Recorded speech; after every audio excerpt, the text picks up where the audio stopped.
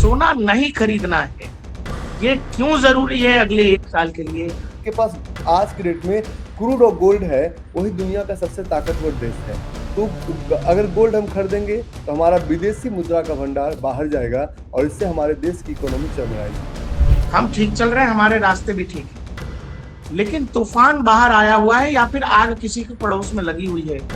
वो आग की तपिश हम तक आ रही है और उससे हमको बचने की तैयारी अभी से शुरू कर। देखिए, कभी भी किसी भी बीमारी का इलाज तब होगा जब बीमारी को हम मानने के लिए तैयार हों। एक्सेप्ट हमारे करेंगे। हाँ, अंदर हमारे अंदर से सब कुछ ठीक बिल्कुल नहीं है। जब तक ये स्टेट ऑफ हॉर्मस बंद रहेगा तब तक हमारी इंडियन इकोनॉमी की हालत पतली रहेगी, क्योंकि इसके सॉफ्ट टारगेट हम हैं, क्योंकि हम अपने आप को इंडिपेंडेंट नहीं कर पाए, हम सेकेंड सोर्स नहीं बना पाए। अब जो प्रधानमंत्री जो कह रहे हैं, जो 7 इम्पैक्ट की उन्होंने बात की, अपील की है अलग अलग, उसको आप कितना इम्पैक्टफुल मानते हैं? सिर्फ बंद करना कोई सॉल्यूशन नहीं है। बंद करने से और इकोनॉमी बर्बाद होगा, इकोनॉमी मजबूत नहीं होगा। पता है, पैसा वही है। पैसा जब तक 10 हाथों में सर्कुलेट जाएगा, सरकार के पास 10 तरह का जीएसटी, 3% जीएसटी गोल्ड पे भी सरकार लेती है, ऑयल पे जीएसटी, वैट, आप सर्कुलेशन ही रोक देंगे तो अंदर से तो हम और कमजोर हो जाएंगे। तो ये इम्पैक्ट है कि ग्लोबल कंपनियां इसका फायदा उठा रही है। आपको घूमने ही जाना है तो आप भारत में कहीं चले जाइए, आप इंडियन प्रोडक्ट्स पर ये पैसे खर्च करिए। अगर बाहर का टूरिज्म नहीं आएंगे तो उनका स्पेंडिंग पावर ज़्यादा होता है। इसका मतलब हम लेन देन ही बंद कर रहे हैं। अगर हम नहीं जाएंगे तो वो भी नहीं आएंगे। ये जो गोल्ड वाली कहानी है, जहां हर सरकार आकर के ये कहती है कि गोल्ड मत खरीदिए, ये गोल्ड का पैसा हम बचा लेंगे, तो जो हमारा फॉरेन रिजर्व है वो कितना सहूलियत में चला जाएगा। तो गोल्ड का जो अगर गोल्ड बाय करते हैं, डेफिनेटली इससे डायरेक्टली अमेरिका को फायदा है। और अगर हम करते हैं तो पैसा हमारा डेफिनेटली लूप होल्स होके जाएगा। इसलिए गोल्ड बाय करने से मना किया गया। दर्शकों नमस्कार, आप देख रहे हैं DMD इंडिया, मैं हूं प्रकाश वैरिक और आज हमारे साथ वो गेस्ट हैं जो देश के अर्थशास्त्र का एक नया चेहरा है, युवा है और एक अपनी कामयाबी उन्होंने अपने बदौलत हासिल की है और देश में जो ट्रेडिंग है उसको अपने तरीके से समझाते हैं। सोशल मीडिया पर बहुत रील्स आप सर के देखते होंगे, बहुत फैन फॉलोइंग है सर की। Ravi R Kumar sir, sir बहुत बहुत शुक्रिया हमारे साथ जुड़ने के लिए। धन्यवाद प्रकाश और भाई। रवि सर की बात इसलिए सुनी जानी चाहिए, समझी जानी चाहिए कि प्रधानमंत्री कह रहे हैं, और प्रधानमंत्री कह रहे हैं तो क्या है, इकोनॉमिक्स सब्जेक्ट ऐसा है जो कई बार आम लोगों को समझ आता नहीं है, और आमतौर पर जो नेताओं की बात होती है और खासतौर पर अगर प्रधानमंत्री के लेवल पर जब ऐसी बात हो रही है तो उसको लोग अपने अपने तरीके से अफवाहों का बाजार भी तरह तरह से कर रहे हैं। और इसीलिए रवि सर हमारा पहला सवाल तो यही है, सोना तो हमारे यहाँ लोगों को सोने नहीं देता है, सोने के बगैर कह दें जिसको खरीदने का पैसा नहीं उसको भी आप कह दीजिएगा कि सोना नहीं खरीदना है, वो तनाव में आएगा। सोना नहीं खरीदना है, ये क्यों जरूरी है अगले 1 साल के लिए? और क्या हमारे यहाँ जो हमारा विदेशी मुद्रा भंडार है उस पर अतिरिक्त दबाव है जो कुछ दुनिया में चल रहा है? देखिए, सबसे बड़ी बात है कि जो हमारे माननीय प्रधानमंत्री नरेंद्र मोदी जी ने 2 दिन पहले एक बयान दिया कि आपको कुछ चीज़ों में सावधानी बरतनी है। सबसे पहले उन्होंने स्टेटमेंट दिया कि तेल की कीमतें बहुत ज़्यादा बढ़ रही है और ये स्ट्रेट ऑफ हॉर्मुज़ के बंद होने से समस्याएँ दुनिया भर में क्रिएट हो रखी है। सबसे पहले भारतीय बाज़ार से पहले भारतीय अर्थव्यवस्था को समझना पड़ेगा कि भारतीय अर्थव्यवस्था किस तरह से ऑपरेट हो रहा है। इंडिया आज के समय में, चाहे हम बहुत बड़ी-बड़ी बातें करें, मैं बड़ा ऑनेस्ट बातें करूँगा। हम एक इंडिपेंडेंट कंट्री तो हैं, लेकिन हम एक डिपेंडेंट इकोनॉमी हैं। हम इंडिपेंडेंट इकोनॉमी बिल्कुल भी नहीं है। हम इंडिपेंडेंट इकोनॉमी वो होता है जो दुनिया में किसी भी चीज़ों का हम एक्सपोर्टर नहीं, हम इम्पोर्ट करते हैं। अगर सर्विसेज़ की बात की जाए तो हम पूरी तरह से आज प्रोडक्ट के लिए चाइना पे डिपेंडेंट है। हमारा आप बहुत सारे इलेक्ट्रॉनिक प्रोडक्ट्स अब चाइना पे डिपेंडेंट हैं और सर्विसेज के लिए हम अमेरिका के ऊपर पूरी तरह से डिपेंडेंट हैं। अगर आप बात कर लें माइक्रोसॉफ्ट की, बात कर लें अमेरिकन कंपनी, अमेज़न की बात कर लें American company, Facebook, Google, Twitter, Instagram, या कोई भी बहुत बड़ी बातें कर लें, चाहे बड़े-बड़े मैन्युफैक्चरर की बात करें, तो सोना पे मैं आऊँगा। पहले मैं अब इन सब इकोनॉमी को चलाने के लिए देश में बैलेंस ज़रूरी है। इंडिया अभी दुनिया में we are the world largest consumer. जब ये जंग की शुरुआत हुई थी 28 फरवरी 2026 में, तो हमने कहा था कि जंग की शुरुआत आज नहीं हुई, इस जंग की शुरुआत हुई 2023 में। तो लोगों ने कहा कि कैसे 2023-24 की बातें कर रहे हैं, 2023-24 में जंग की तो कोई बात ही नहीं होती। सोना खरीदने से क्या होता है कि हम दुनिया में सबसे बड़े वाइल्ड रिजर्व अपने पास रखते नहीं है। अगर हमारे पास दुनिया का सबसे बड़ा वाइल्ड रिजर्व नहीं है, तो हम दुनिया में सबसे बड़े गोल्ड रिजर्व नहीं रखते हैं। तो अगर हम गोल्ड खरीदेंगे तो हमारा जो विदेशी मुद्रा का भंडार है, जो डॉलर है, क्योंकि अभी डॉलर का प्राइस, डॉलर हमारा 12% डिप्रिशिएट किया है। डिप्रिशिएट करने के पीछे का कारण बताएंगे, डॉलर 12% डिप्रिशिएट किया है। तो अगर आज 3 महीने पहले अगर हम डॉलर कहीं वापस भेजते तो 86, 87, 88 रुपीज के रेट से जाता, आज 95 और 96 रुपीज के रेट से जाएगा, जो कि हमारे लिए एक बहुत बड़ा लूप होल्स है। हमारा विदेशी मुद्रा का भंडार, जब तक ब्रेंटन वाटन रूल्स नहीं था, उसके पहले किसी भी इकोनॉमी के मजबूती को हम मानते थे कि गोल्ड जिसके पास ज्यादा है उसके अकॉर्डिंग उसके करेंसी की डिवेल्यूशन को समझते थे। और इंडिया के पास सिर्फ 700 टन के आसपास हमारे पास गोल्ड है। अब बात करें, ये जो इकोनॉमी वार है, सोना नहीं खरीदने से पैसा हमारे पास रहेगा, और पैसा जब जब जब हम अपने देश से सारी चीजों को पैसे, देखिए इंडिया का करेंसी टूटने का सबसे बड़ा एक और कारण है प्रभात भाई। कारण ये है कि हम हर प्रोडक्ट के लिए तो बाहर पैसे दे रहे हैं, चाहे क्रूड ऑयल हम अमेरिकन डॉलर से खरीद रहे हैं, चाहे हम गोल्ड अमेरिकन डॉलर की गोल्ड के हम कंज्यूमर तो हैं, लेकिन गोल्ड का रेट हम तय नहीं करते हैं। गोल्ड का रेट अमेरिका से तय होता है, शिकागो मर्केंटाइल एक्सचेंज इसका रेट तय करती है, सीएमई तय करती है, और हम सिर्फ इसको करेंसी कन्वर्ट करके इसको ट्रेड करते हैं। तो जिसके पास ये शक्तियां हैं, जिसके पास आज के डेट में क्रूड और गोल्ड है, वही दुनिया का सबसे ताकतवर देश है। तो अगर गोल्ड हम खरीदेंगे तो हमारा विदेशी मुद्रा का भंडार बाहर जाएगा, और इससे हमारे देश की इकोनॉमी चरमराएगी। ओके रवि सर, क्या ये ऐसा है कि मतलब सामान्य भाषा में हम आपसे समझने चाह रहे हैं, हमारे घर का अंदर का सब कुछ सारा सिस्टम ठीक है, हम ठीक चल रहे हैं, हमारे रास्ते भी ठीक हैं, लेकिन तूफान बाहर आया हुआ है या फिर आग किसी के पड़ोस में लगी हुई है, वो आग की तपिश हम तक आ रही है और उससे हमको बचने की तैयारी अभी से शुरू करें। ये बात है। पॉलिटिकल बातें करें कि नॉन पॉलिटिकल बातें करें? मैं नहीं आपसे मतलब हमारे वही मैं कह रहा हूँ कि क्या मैं इंडियन बता इकोनॉमी को आईएमएफ से लेकर अलग अलग संगठन कहते थे इंडियन भाई। इकोनॉमी, हम जी कहते थे कि हम चौथे नंबर की इकोनॉमी, 5वें नंबर की, अभी हम 6ठे नंबर की इकोनॉमी बने हैं।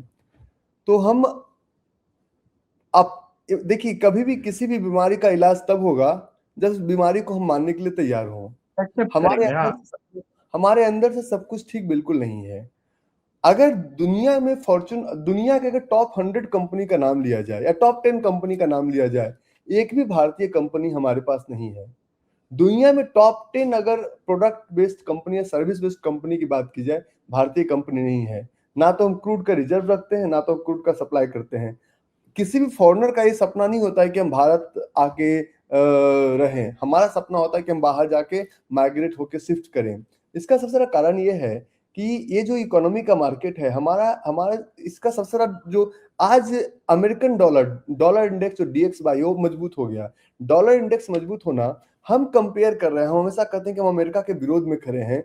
अमेरिका की इकोनॉमी 33-34 ट्रिलियन डॉलर की इकोनॉमी है, हमारी इकोनॉमी सिर्फ और सिर्फ 4 ट्रिलियन डॉलर की है।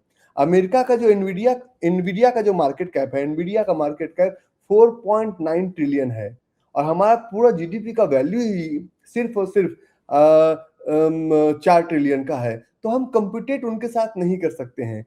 कुछ तो उनकी नीतियों में ऐसा है जो हमारी नीतियों में गड़बड़ है, कुछ तो उनके पास इस तरह से प्लानिंग है जो कि हमारे पास गड़बड़ है। अब बात की जाए इस युद्ध की, बात की जाए इस युद्ध के direct soft target India, direct soft target जो है, जो युद्ध आप देख रहे हैं, इसका डायरेक्ट सॉफ्ट टारगेट इंडिया है। अब बोलेंगे डायरेक्ट सॉफ्ट टारगेट इंडिया कैसे है? अमेरिका चाहता ही नहीं है कि हॉर्मुज स्ट्रेट खुले। इस युद्ध की शुरुआत सबसे पहले, अगर आप इकोनॉमी पे नजर रखते हैं, तो गोल्ड और क्रूड, तो एक पूरा यूरोप का जो सप्लाई था ये रसिया के थ्रू फ्यूल जाता था वाया यूक्रेन। सबसे पहले यूक्रेन और रशिया का युद्ध हुआ, जो बाइडेन सामने नहीं आए कहने के लिए कि हाँ हम आप दोनों के बीच मेडिएशन करते हैं और इस युद्ध को खत्म किया, कहीं पे 2024 में कहीं सामने नहीं आए, वो युद्ध चलता रहा। उससे पूरा यूरोप का सप्लाई चेन इफेक्ट हुआ। अमेरिका दुनिया की सबसे बड़ी ऑयल प्रोड्यूसर कंट्री है। अगर हम ऑयल प्रोड्यूस कर रहे हैं तो हम बेचेंगे भी तो किसी को। तो उनके पास पहला कंज्यूमर वो उनको यूरोप को काटना था रसिया से, पहला उन्होंने यूरोप को काटा। दूसरा, इंडिया को कहा गया कि आप चाबहार, ये युद्ध की शुरुआत आज नहीं हुई, इस युद्ध की शुरुआत हुई 23 जून 2025 को पहला रॉकेट अटैक होता है। 23 जून 2025 को पहला रॉकेट अटैक होता है कतर पे। कतर में एयरबेस था, वहां से ईरान का पहला रॉकेट अटैक होता है 23 जून 2025 में। तीसरा, अगर आप इस युद्ध को बड़े गौर से देखेंगे तो इंडिया के साथ मिलकर चाबहार पोर्ट बंद कराया गया। अगर चाबहार पोर्ट चालू होता तो हम अरेबियन सी के थ्रू तेल ले सकते थे। उसके बाद एक स्टेप क्या किया गया कि हमारे ऊपर टैरिफ लगाया गया 2.9% से 50%, फिर टैरिफ को कम किया गया। उसके बाद मिस्टर मादुरो को गिरफ्तार किया जाता है वेनेजुएला से, फिर क्योंकि वेनेजुएला भी दुनिया की सबसे बड़ी ऑयल प्रोड्यूसर कंट्री थी, तो गिरफ्तार किया गया और ये अमेरिका के पास आया। इकोनॉमी को समझिए, आप बातों में मत उलझिए। अब अमेरिका पास तेल तो है, तेल बेचे किसे? अगर स्ट्रेट ऑफ हॉर्मुज खुलता है, स्ट्रेट ऑफ हॉर्मुज छोटा सा जगह है, वहां से 38% ऑयल का सप्लाई पूरी दुनिया में है और इंडिया के लिए वहां से तेल लाना ज्यादा आसान है। अब अमेरिका को तेल बेचना है इंडिया को, रास्ता नहीं है। तो अमेरिका भी नहीं चाहता कि इस स्ट्रेट ऑफ हॉर्मुज को खुलाने में कोई दिलचस्पी भी नहीं दिखा रहा है। आप बयानबाजी कुछ भी देख लीजिए, आप पॉलिटिकल एजेंडा कुछ भी देख लीजिए, तो जब तक ये स्ट्रेट ऑफ हॉर्मुज बंद रहेगा तब तक हमारी इंडियन इकोनॉमी की हालत पतली रहेगी, क्योंकि इसके सॉफ्ट टारगेट हम हैं, क्योंकि हम अपने आप को इंडिपेंडेंट नहीं कर पाए, हम सेकंड सोर्स नहीं बना पाए। अगर अमेरिका से लाते हैं बाय डिफॉल्ट चीजें महंगी होगी, बाय डिफॉल्ट टाइम ज्यादा लगेगा, सप्लाई चेन इफेक्ट होगा और महंगाई बेतहाशा बढ़ जाएगी। रवि सर, फिर हम ये भी तो कहते हैं ना कि ग्लोबल वर्ल्ड है, सब एक दूसरे से जुड़े हुए हैं। हम अगर हमारी ऊर्जा जरूरतों के लिए दूसरों पर निर्भर है, हमारे ऊपर भी बहुत सारे देश आसपास के निर्भर हैं अलग अलग चीजों के लिए। कोई हमसे खाना ले रहा है, कोई हमसे पानी ले रहा है, बहुत तरह की कहानी है। लेकिन अब जो प्रधानमंत्री जो कह रहे हैं, जो 7 इम्पैक्ट की उन्होंने बात की, अपील की है अलग अलग, उसको आप कितना इम्पैक्टफुल मानते हैं? क्या वो मान रहे हैं कि सोने का पैसा, विदेश जाने वाला पैसा, उसको पैसे को रोक कर इंडियन इकोनॉमी के अंदर ही रखा जाए और उस पैसे से आप क्रूड ऑयल की खरीदारी आप नहीं रोक सकते, सोने की खरीदारी रोकी जा सकती है, तो इससे कितना बेनिफिट आपको देश को हो सकता है? मुझे ऐसा लगता है कि इस बार जो अपील है जनता से, वो जनता नहीं मानेगी। इसके पीछे का स्ट्रॉन्ग रीजन बताता हूं आपको। ये पैंडेमिक नहीं है। अगर मैं दिल्ली एनसीआर में, मैं भी गुरुग्राम में रहता हूं और गुरुग्राम में मेरे पास BMW 7 सीरीज गाड़ी है। गलती है कि 2019 मॉडल है, BS4 इंजन है, उसका सॉल्यूशन नहीं निकला। 2 करोड़ की गाड़ी भी हमें लगभग अक्टूबर, नवंबर, दिसंबर, जनवरी, फरवरी तक हम सड़क पर उस गाड़ी को नहीं, किस दिन ग्रैब 4 लग जाएगा। पॉल्यूशन का कोई सॉल्यूशन नहीं निकला देश में, सिर्फ हमने बंद करवा दिया। एग्जैक्टली ये ग्लोबल पेंडेमिक नहीं है, ग्लोबल बिजनेस बंद नहीं है। ग्लोबल पेंडेमिक जब ये नहीं है तो लोग इसलिए नहीं मानेंगे। अगर मेरे ऐसे आदमी की बात कहें कि आपको ऑफिस जाना है, तो गुरुग्राम में मेट्रो की सेवाएं नहीं है। गुरुग्राम में मिलेनियम सिटी सेंटर के पास अगर मेट्रो हम लेना भी चाहते हैं, लेकिन सेवाएं नहीं, तो हम सेवाएं ले कैसे? तो सबसे पहली बात, मेट्रो से सफर करने वाली बात तो खत्म। पब्लिक ट्रांसपोर्ट और कारपूल प्रैक्टिकली पॉसिबल नहीं है, क्योंकि इसका कोई स्ट्रॉन्ग जब तक नियम नहीं निकलेगा, सिर्फ ये बंद कर दीजिए, बंद करने से जनता नहीं माने। क्योंकि उन लोगों ने कहा कि चलो एक ग्लोबल पेंडेमिक नहीं है। ग्लोबल पेंडेमिक था कि छुआछूत से बीमारी फैल जाएगा, ये हो जाएगा, वो हो जाएगा। ये वो पेंडेमिक नहीं है, किसी को जान का खतरा नहीं है। गाड़ी रुक जाएगी, गाड़ी साइड करके दूसरी गाड़ी से चल देंगे, सोना नहीं खरीदेंगे। लेकिन सोने की खरीदारी में भी कमी नहीं आई। और इंडिया के अकेले चाहने या ना चाहने से गोल्ड की खरीदारी में नहीं होगी, क्योंकि इंडिया का गोल्ड में बहुत बड़ा अहम रोल नहीं है। तीसरा, उन्होंने अपील किया कि आप वर्क फ्रॉम होम करें। वर्क फ्रॉम होम, हम लोग दुनिया में जो काम मैं पर्सनली बातें करता हूँ, जो काम मैं अपनी टीम के साथ बैठ के सामने 1 घंटे में कर सकता हूँ, और जब तक कोई इमोशनल अटैचमेंट नहीं आता, वो हम लोग ओल्ड स्कूल के बच्चे हैं। जब तक चीजें सामने नहीं होती तब तक चीजें नहीं चल। वर्क फ्रॉम होम में प्रोडक्टिविटी गिरता है, ना कि प्रोडक्टिविटी बढ़ता है। और जब आप इतने हाई पेड सैलरी एम्प्लॉय रखते हैं तो आप नहीं चाहेंगे वर्क फ्रॉम होम हो। बच्चे भी नहीं पढ़ते, वो तो सिर्फ वीडियो गेम खेलते रहते हैं। तो इस बार का जो अपील है, अब ये इस अपील को अभी तक तो हमने सड़कों पे ट्रैफिक कम नहीं देखा, हमने ना कोई इंटरनेशनल ट्रैफिक कम देखा, जिनको आना आज आ रहे हैं, जिनको जाना जा रहे हैं। आज भी नई दिल्ली इंटरनेशनल एयरपोर्ट पे 9 से ज्यादा फ्लाइट अभी तक लैंड की है, सारा फ्लाइट ऑपरेशनल हो रहा है, सारे फ्लाइट का टिकट महंगा हो रहा है। इसका एक ही फायदा है कि मैं आज की बात बताता हूँ, दिल्ली टू लॉस एंजलिस का जो बिजनेस क्लास का फ्लाइट हुआ करता था 2,30,000 रुपए का, आज मैं इमिरेट्स में सर्च किया तो 8,40,000 रुपए का बिजनेस क्लास का फेयर है। फर्स्ट क्लास का तो और भी महंगा है। तो ये इम्पैक्ट है कि ग्लोबल कंपनियां इसका फायदा उठा रही है। हमारे पास जब तक उसका एक सही रोड मैप, सिर्फ बंद करना कोई सॉल्यूशन नहीं है। बंद करने से और इकोनॉमी बर्बाद होगा, इकोनॉमी मजबूत नहीं होगा। आपने पैसे का सर्कुलेशन अगर आप रोक देंगे तो आपका इकोनॉमी कमजोर होगा, इकोनॉमी मजबूत बिल्कुल नहीं होगा। पता है, पैसा वही है, पैसा जब तक 10 हाथों में सर्कुलेट जाएगा, सरकार के पास 10 तरह का जीएसटी, 3% जीएसटी गोल्ड पे भी सरकार लेती है, ऑयल पे जीएसटी, वैट, आप सर्कुलेशन ही रोक देंगे तो अंदर से तो हम और कमजोर हो जाएंगे। ये जो डिबेट है कि गोल्ड का पैसा जो बाहर जा रहा है, गोल्ड का पैसा जो करीब 2025-26 में 6 लाख करोड़, 6.5 लाख करोड़ के आसपास का है, जो विदेश यात्री भी जाते हैं अलग अलग चीजों या घूमने के लिए जो लोग, वो करीब 1.5 लाख करोड़ के आसपास है। जो लोग, जिनका ये डिबेट है, जो लोग ये कह रहे हैं कि भाई ये एक बड़ा अमाउंट है, इस अमाउंट को जो इंडियन इकोनॉमी के अंदर ही रहे, आपको घूमने ही जाना है तो आप भारत में कहीं चले जाइए, आप इंडियन प्रोडक्ट्स पर ये पैसे खर्च करिए, ये पैसा हमारे पास रहेगा तो इसका इस्तेमाल हम क्रूड ऑयल की उसमें कर सकते हैं। ये आपको कितना इम्पैक्टफुल दिखता है? दूसरा ये रवि, जो प्रधानमंत्री कह रहे हैं, जो अपील है, वो अपील, जो हालिया खतरा इतना बड़ा है, दुनिया भर में क्रूड प्राइसेस ऊपर गए हैं, लेकिन हमारे यहाँ अभी तक क्रूड प्राइसेस लगभग आम लोगों तक ये झटका नहीं गया है। कल उदय कोटक साहब ने कहा कि ये बहुत समय हो गया है, अब ये आ ही रहा है, किसी भी समय आ सकता है।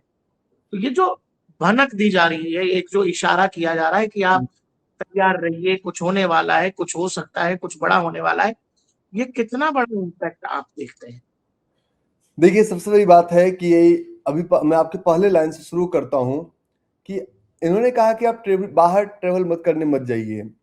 इंडिया में बहुत सारी जगह है, मैं मानता हूं, लेकिन अगर आप किसी भी इंडिया के टूरिस्ट प्लेस को, जिसने स्विट्जरलैंड का टेस्ट किया है, उसे आप हिमाचल का शिमला टेस्ट करवाएंगे तो दोनों के स्टैंडर्ड में बहुत फर्क है। अगर आप अपने टूरिज्म को बोल रहे हैं बाहर मत जाइए, तो बाहर का टूरिज्म भी नहीं आएंगे। अगर बाहर का टूरिज्म नहीं आएंगे तो उनका स्पेंडिंग पावर ज्यादा होता है। इसका मतलब हम लेन देन ही बंद कर रहे हैं। अगर हम नहीं जाएंगे तो वो भी नहीं आएंगे, आएंगे तभी तो आदान प्रदान से ही एक इकोनॉमी चलता है ना। तो सबसे बड़ी बात कि हम ग्लोबल टूरिस्ट स्पॉट के कंपैरिजन में हम इंडिया में हम उतने ऑनेस्ट नहीं हैं, हमारे पास उस तरह का इंफ्रास्ट्रक्चर नहीं है। तो हम टूरिज्म को तो अगर कंट्रोल कर रहे हैं तो हमारी सबसे बड़ी भूल होगी, क्योंकि पैसे का आदान प्रदान जैसे ही बंद होगा उसमें सबसे बड़ी दिक्कत क्या होगी कि जो भी इकोनॉमी बढ़ रही है वो इकोनॉमी और कमजोर हो जाएगी। दूसरी बातें हैं, आपने ये बोला कि आप इंडियन प्रोडक्ट का इस्तेमाल करें। अगर मुझे मोबाइल फोन इस्तेमाल करना है, दो बड़े प्लेयर हैं मार्केट में, एक एप्पल और दूसरा सैमसंग। इन दोनों को कम्पिटेट करने वाला एक भी इंडियन प्रोडक्ट है क्या आपके पास? नहीं है। और जब नहीं है, आप गूगल को रिप्लेस क्या किससे कर सकते हैं? गूगल में आज लोग ऐड डालते हैं, पैसा डालते हैं, एडसेंस यूज करते हैं, गूगल का क्लाउड यूज करते हैं, डाटा स्टोर करते हैं, गूगल का पेड जीमेल यूज करते हैं। उसका आपके पास रिप्लेसमेंट नहीं है।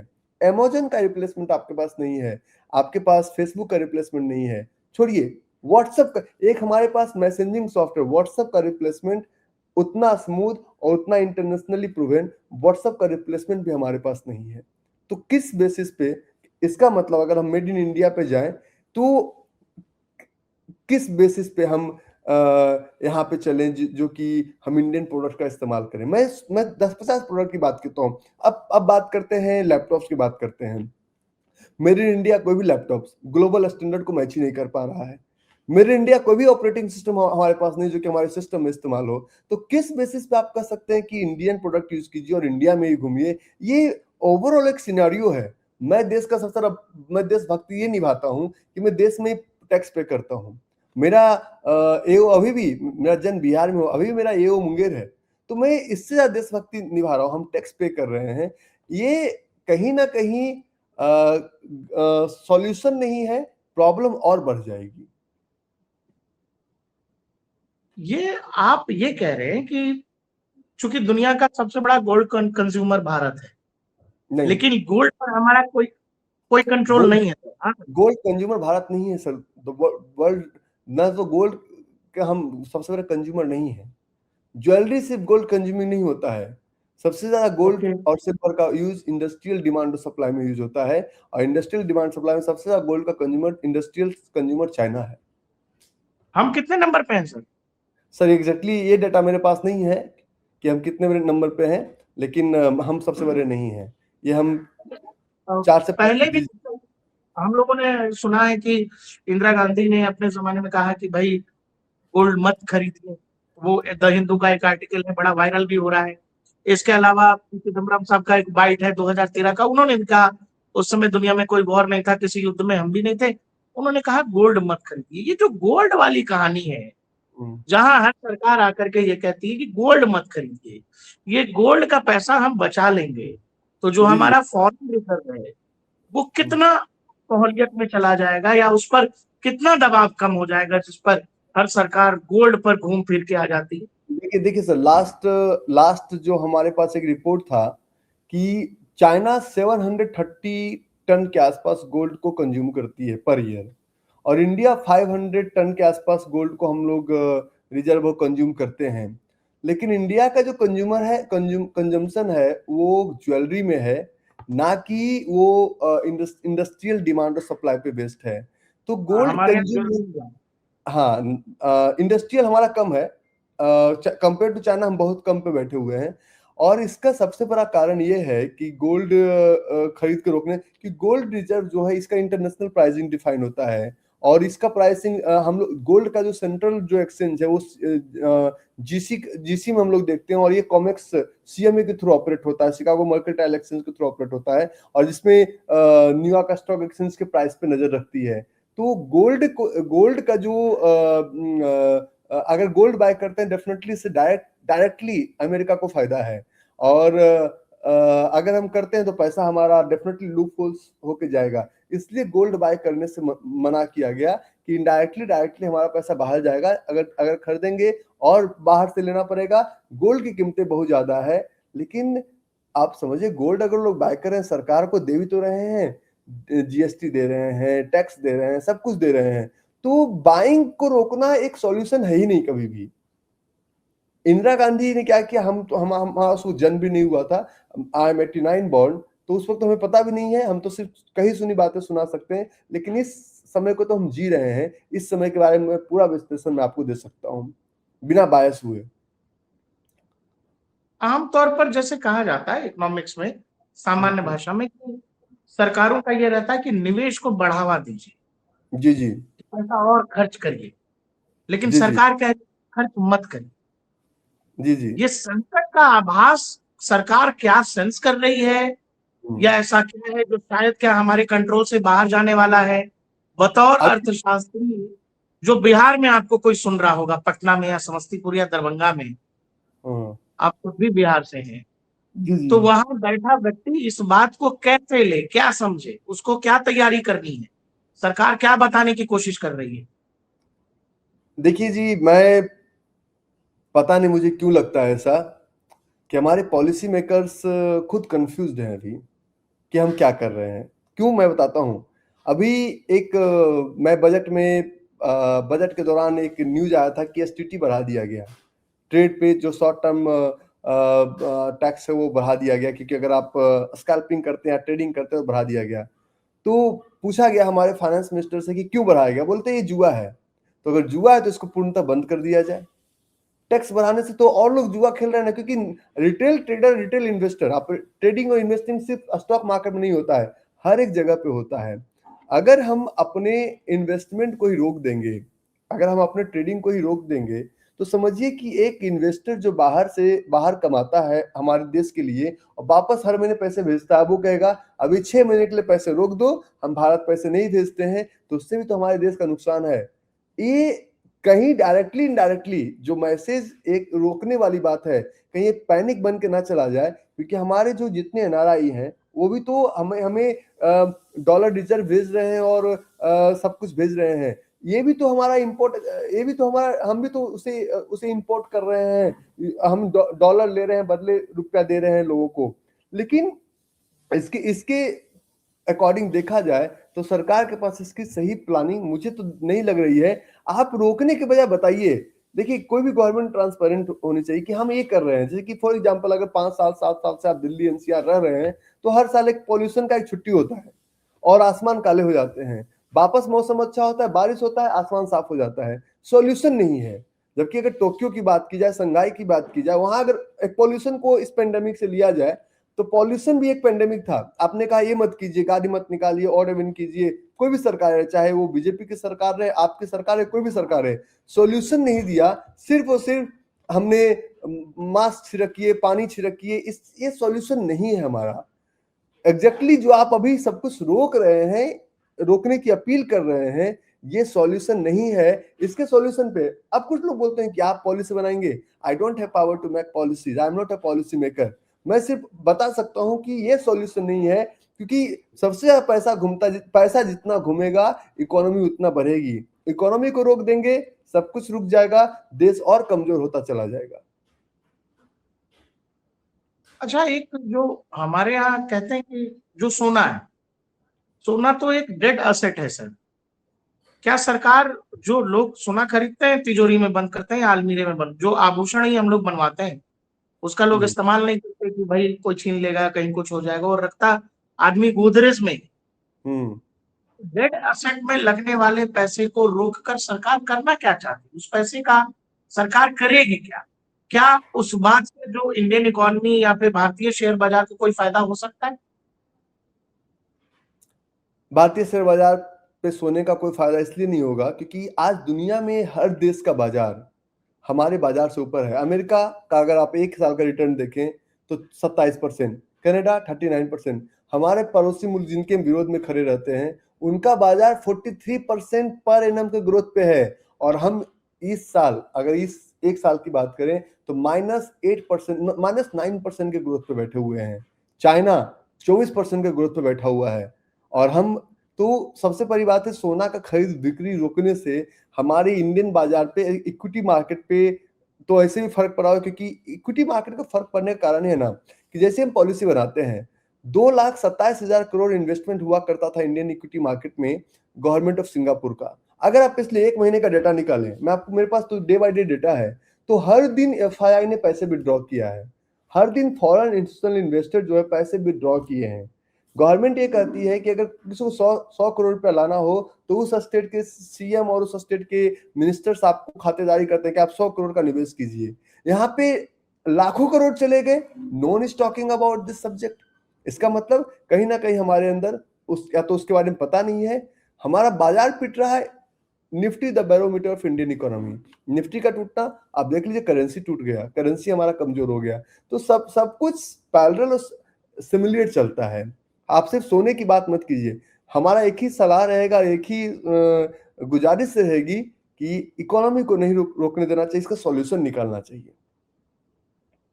रवि सर, जब हम लोग पढ़ते हैं दुनिया की अलग अलग रिपोर्ट्स, उसमें आईएमएफ का डाटा, दुनिया की अलग अलग सर्वे एजेंसीज, इन सब का कहना है कि वो सब समय समय पे कहते हैं कि भाई फास्टेस्ट इकोनॉमी, फास्टेस्ट इकोनॉमी, दुनिया हम्म परेशान हो सकती है, भारत परेशान नहीं हो सकता है।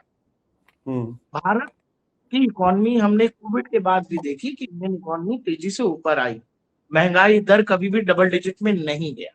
हम्म इन सब के बावजूद अगर सरकार को ये करना पड़ रहा है, जो पूरा का पूरा सप्लाई चेन, अगर स्ट्रेट ऑफ हॉर्मुज खुल भी जाएगा सर, तो वो पूरा का पूरा इकोसिस्टम फिर से तैयार होने में सालों का वक्त जा सकता है। तो हम्म। इसी वजह से फिर ये जो रिपोर्ट्स हैं, इन रिपोर्ट्स का क्या मतलब? सर घर के अंदर बैठ के ना सर सही चीजों पे बात करते हैं। आप 40 ट्रिलियन 34 ट्रिलियन और 4 ट्रिलियन को कंपेयर कर रहे हैं। स्ट्रॉन्गेस्ट इकोनॉमी का क्या मतलब होता है? How many jobs we are able to create, how में नहीं किया हमने। हाउ मेनी देखिए दुबई ने क्या किया ना, या दुनिया के अमेरिका में जब पेंडेमिक आया तो उन्होंने 2 चीजें बनाई न्यूयॉर्क में। पहला बनाया उन्होंने एम्पायर स्टेट बिल्डिंग, दूसरा बनाया उन्होंने स्टैच्यू ऑफ लिबर्टी। उसको देखने के लिए पूरी दुनिया के लोग न्यूयॉर्क गए, इकोनॉमी बढ़ी। आप टूरिज्म बंद करने की बात कर रहे हैं, हम बता रहे हैं आपको दुबई में एक बुर्ज खलीफा 2010 में बुर्ज खलीफा चालू होता है, उसके बाद की इकोनॉमी, उसके पहले की इकोनॉमी। सऊदी अरबिया एक बड़े बिल्डिंग को बना के पूरी दुनिया के जद्दा टावर और राइस टावर को बना के पूरी दुनिया के टूरिस्ट को अट्रैक्ट करना चाह रहा है। पूरे फ्रांस में आईफिल टावर को देखने लोग जाते हैं, हम भी देखने गए थे, आईफिल टावर लोग देखने जाते हैं। और हम बात करते हैं इंडिया में एक स्टैच्यू ऑफ यूनिटी, वहां वेल कनेक्टिविटी नहीं है। अगर बात कर लिया पूरे हिंदुस्तान में जो कि टूरिस्ट अट्रैक्शन स्पॉट हमने बनाया है, जो कि ग्लोबल लेवल को कम्पिटेट करता हो, तो क्या क्या हमने बनाया है? कुछ नहीं। एक भी चीज हमने पूरी दुनिया में नहीं बनाया। हम ग्लोबल लेवल से कम्पिटेट कर रहे हैं। आप कह रहे हैं कि ग्रोइंग इकोनॉमी है तो करेंसी क्यों टूट रहा है हमारा? हमारी निर्मला सीतारमण जी बोलती है कि हमारा रुपया मजबूत खड़ा है। क्या उन्हें डेटा नहीं दिखता है? उन्हें डेटा देखना चाहिए। मैंने क्या कहा, ईमानदारी वाली बात करते हैं। आई am not against with any government, I am not against with any politicians. Data, घर के अंदर ईमानदारी वाली बात करनी चाहिए। हम कितने जॉब क्रिएट कर पाए? हमारे देश की कितनी कंपनी वर्ल्ड लेवल पे जाके 93% स्टार्टअप फेल है हमारे यहाँ। आप डेटा सर्च कीजिएगा, percentage of startup failure in India 93% startup failure है। क्यों स्टार्टअप फेलियर?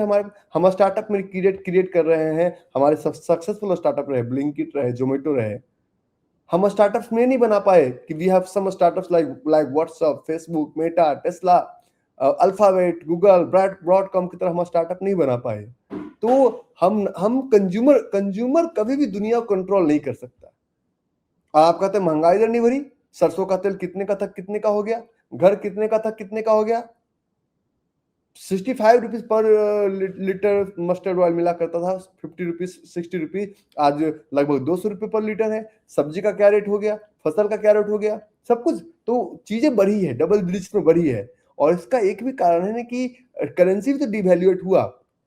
अब फॉरेन इन्वेस्टर की बात करें, करेंसी डिवैल्यूएशन की वजह से अगर कोई आज के 1 साल पहले $1 मिलियन लेके आया, तो यहाँ पे उनको दिखा कि चलो जी हमारे पास ठीक ठाक कन्वर्जन हुआ, लगभग 8 करोड़ रुपया कन्वर्जन हुआ। आज अगर वो पैसा बढ़ भी गया, आज अगर वो लगभग 10 करोड़ का हो भी गया, तो जो 2 करोड़ बढ़ा इस पे कैपिटल गेन टैक्स अलग से जाएगा। और अगर वो इंसान वापस लेके जाता है तो वापस वो क्या लेके जा पाएगा? तो हम और आप अलग अलग फिगर पे बातें कर सकते हैं।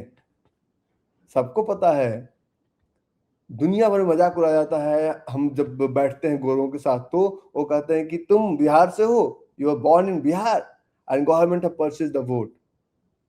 ये हम सुनते हैं, हम डेटा फिगर की बात करते हैं, आप उसकी बात करते हैं। मैं बता रहा हूं, ऑफिसर्स का नाम तक बता सकता हूं। जीएसटी नंबर लेने के लिए पैसा देना पड़ता है, जीएसटी कैंसिल करते हैं, सुबह मोटर नोटिस भेज देते हैं। ऑफिस है, बिल्डिंग है, सब कुछ है, सब अपना है, कोई रेंटेड नहीं है, वहां देना पड़ता है। इसको हम स्ट्रॉन्गेस्ट इकोनॉमी की बातें करते हैं प्रभु? नहीं, इसको स्ट्रॉन्गेस्ट इकोनॉमी की बात नहीं करते हैं। इकोनॉमी बनता है हमेशा सही नियम से और सही चीजों से। ये एक चेतावनी है कि सुधर जाइए, लेकिन इसमें हम बंद अगर सब कुछ कर देंगे तो हम और बिगड़ जाएंगे, हम बिल्कुल नहीं सुधर पाएंगे। देश को बढ़ाने के बहुत सारे रास्ते हो सकते हैं। बहुत बहुत बुद्धिमान लोग हमारे देश में हैं जो कि पूरी दुनिया को चला रहे हैं। हमारे यहाँ उस टैलेंट की कदर नहीं है। बहुत बहुत शुक्रिया रवि सर। हम माफी लोग चाहता बहुत हूँ, जल्द मैं बड़ा सीधा बात करता हूँ, मुझे इधर आपने देश की बात कही, देश हित पता सर्वोपरि है, है। हम लोग पहले मिल चुके हैं, हमारी बातचीत इतनी ही सीधी थी पिछली बार भी। जी और जी जी इसीलिए रवि सर को हम लोग फिर बुला रहे हैं। रवि सर बहुत जल्द हमारे प्लेटफॉर्म पर, न्यूज कैफे पर आपको एक लंबे विस्तार से सर एक पॉडकास्ट में नजर आएंगे। सर ने हमें वो ऑलरेडी कमिट भी कर दिया। सर बहुत बहुत शुक्रिया हमारे साथ जुड़ने के लिए। Thank you. Thank you.